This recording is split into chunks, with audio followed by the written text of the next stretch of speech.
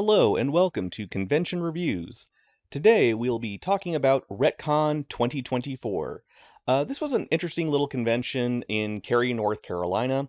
It was relatively a newer convention in its second year, but it is also a sort of a spiritual successor to an older convention called uh, Illumicon that unfortunately ended in 2018.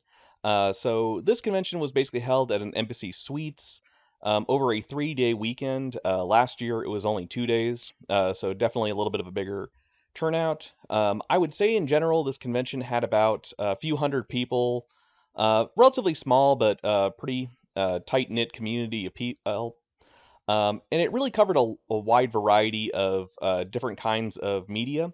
The Embassy Suites was really nice. Had a really nice open concept, very clean, new. Had a little bar and eatery in the back. And the thing is the convention basically made up essentially a few different little rooms along half of the hotel room. It was actually kind of interesting because on the other side of the hotel there was another event going on Saturday, which was an interesting kind of juxtaposition. And the thing is, this particular event really covered a lot of interesting kind of areas that I don't typically go to. So it's more in the regards of a lot of people who are into literature and different kinds of fandoms without really a majorly focus in one thing. There also were a handful of other um, tables there that were kind of promoting different conventions in the area, as well as some cosplay groups that were pretty cool. But relatively speaking, it was a really interesting aspect because of the authors that were invited, there was a lot of LBGT related material and focus, which really was interesting to say the least. There was a lot of really nice vendors there as well. They, really took the time to, talk to each person that walked by. Really got a kind of a feel of what kind of books they would be interested in, and really was a large variety of selection among stuff. Um, and overall, this was actually a really fun convention. Pretty small for the size. It actually had a really robust diversity in panels and different content, which was pretty interesting to say the least.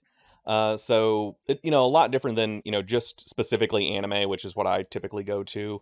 And the thing is that they did have a lot of creators that were really interested in a lot of different categories, which I find to be really interesting because it wasn't just like the big heavy hitters like Star Wars and MCU, but also really went into some interesting categories, really, talking about, LBGT representation in different medias and, really had some interesting topics to say the least.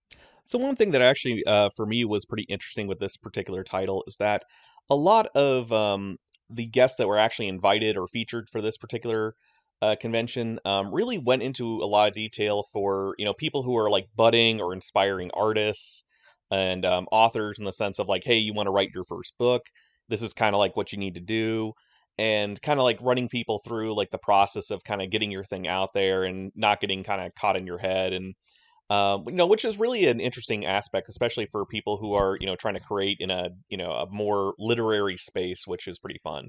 But that's not to say that there wasn't also some other media out there. There was people doing panels on like different kinds of cinema, um, horror. There was lots of different things.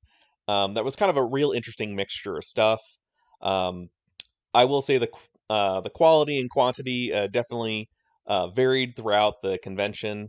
One thing I will say that maybe was a little bit of a downside to being such a small convention is the fact that the rooms were very empty a lot of times. I think most of the bigger events that I saw that maybe there was 20 people in one room at its height. But for the most part, there were some rooms that had almost like one or two people there, and it may have been just like the friends of the people that were presenting that particular panel, and which is a little sad to say the least. But it's nice the fact that the convention's really trying to get some more diversity out there in content, which it's good to see. There is a lot of um, variety and stuff. I'll say personally speaking, I did go all 3 days. And on like Saturday, I ended up leaving like around 4 or 5 in the afternoon, even though they had stuff going on until like 11. Like I said, mileage does vary. So I definitely would say, if you're somebody that's very open-minded to, different kinds of content, especially stuff that's, kind of leaning more towards like the creative end of the spectrum, this is definitely more for you.